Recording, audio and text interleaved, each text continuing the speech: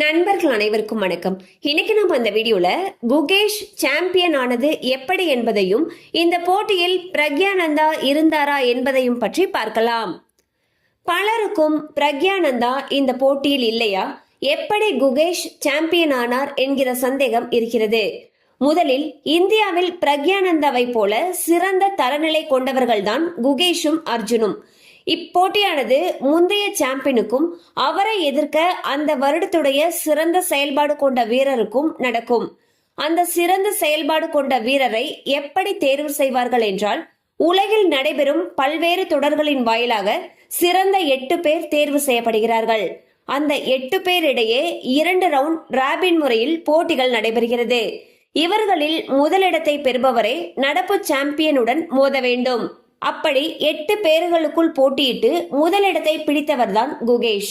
8 பேரில் பிரக்யானந்தா, விதித் குஜராத்தி என்ற 2 இந்தியர்களும் இருந்தனர் என்பது குறிப்பிடத்தக்கது. ரவுண்ட் ராபின் முடிவில் குகேஷ் 9 புள்ளிகளை பெற்றிருந்தார். 5 வெற்றி புள்ளிகளையும் 4 டிரா புள்ளிகளையும் பெற்றிருந்தார். ஒரே ஒரு போட்டியில் தோல்வியை தழுவினார். இந்த 8 பேரிலும் குகேஷ் தகுதி பெற்றது சுவாரஸ்யமான விஷயமாகும். அவர் தகுதி பெற்ற பிரிவில் அவர் 2வது இடத்தையே பிடித்திருந்தார். அந்த பிரிவில் முதலிடத்தை பிடித்திருந்த வீரர் ஏற்கனவே வேறொரு பிரிவில் தகுதி பெற்றுவிட்டதன் காரணமாக 2ஆம் இடம் பெற்ற குகேஷ் தகுதி பெற்றார். குகேஷ் அந்த பிரிவில் 2ஆம் இடத்தை பிடிக்க சென்னை மாஸ்டர்ஸ் போட்டியில் அவர் முதலிடத்தை பிடித்து வெற்றி பெற்றதும் முக்கிய காரணமாக அமைந்தது என்பதை மறுக்க முடியாது.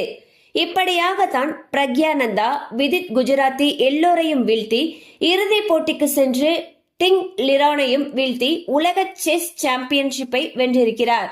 எல்லாவற்றையும் விட சுவாரஸ்யமான விஷயம், இந்திய தரப்பில் தற்பொழுது தரவரிசையில் முதலிடத்தில் இருக்கும் அர்ஜுன் எரிகேசி அந்த 8 பேரில் தகுதி பெறவில்லை என்பது குறிப்பிடத்தக்கது.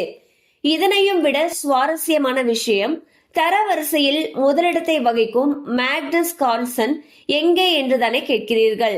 அவர் 2022ஆம் ஆண்டே இளம் வீரர்களுக்கு வழிவிடும் விதமாக நடப்பு சாம்பியனாகவே விலகி கொண்டார்.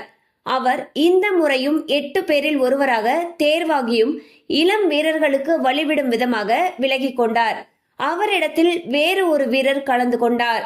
விஸ்வநாத் ஆனந்த் சொன்னது போலவே செஸ் போட்டிகளில் இந்தியர்களுடைய ஆதிக்கம் செலுத்தும் காலம் வந்துவிட்டது. தரவரிசை பட்டியலை பாருங்கள், வரிசை கட்டி நிற்கிறார்கள் நமது இந்தியர்கள்.